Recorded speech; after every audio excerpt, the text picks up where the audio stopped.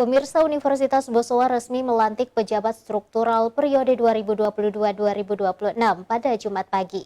Sebanyak 29 orang terpilih menduduki posisi Wakil Rektor, Direktorat, dan Kepala Departemen Universitas Bosowa. Harus tegas.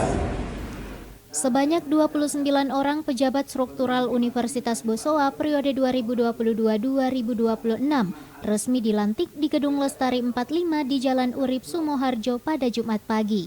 Pejabat struktural yang baru tersebut antara lain Wakil Rektor, Direktorat, dan Kepala Departemen. Mereka dipilih Batara Surya yang juga sebagai Rektor Unibos karena dianggap mampu membawa Unibos bersaing dengan kampus ternama lainnya.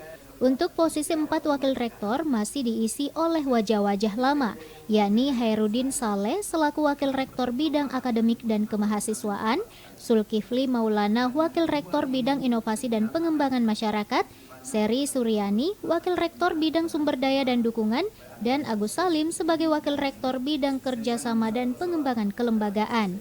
Ada sedikit perubahan struktural di Universitas Bosowa dari kondisi sebelumnya. Kenapa ini kita perlukan? Satu, momentumnya, bagaimana mengakselerasi percepatan di Universitas Bosowa ini untuk bisa berkembang ke arah yang lebih baik.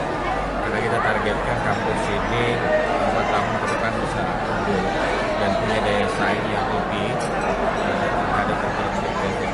Sebelumnya pada 18 April lalu, Batara Surya telah dilantik lebih dulu sebagai Rektor Unibos periode 2022-2026. Ia menggantikan Saleh Pallu, Rektor Unibos pada masa bakti 2018-2022. Fitri Hairunisa, Celebes TV. Terima kasih.